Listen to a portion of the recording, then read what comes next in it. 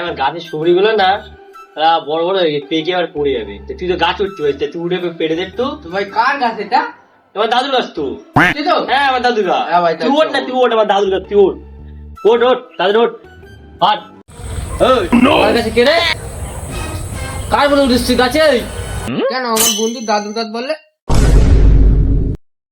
পালাই মাংমানি বেটা বলি কি একা বন্ধু পরে আগে নিজে টান বাঁচাই। মাং মারানির বেটা, লাভ আজকে গাছ থেকে লাভ তুই। ওয়ারের বাচ্চা তুই লাভ, এখানে শরীরের বাচ্চা। আই মাং মারানি তুই লাভ, মাং মারানি লাভ, লাভ তুই শালা।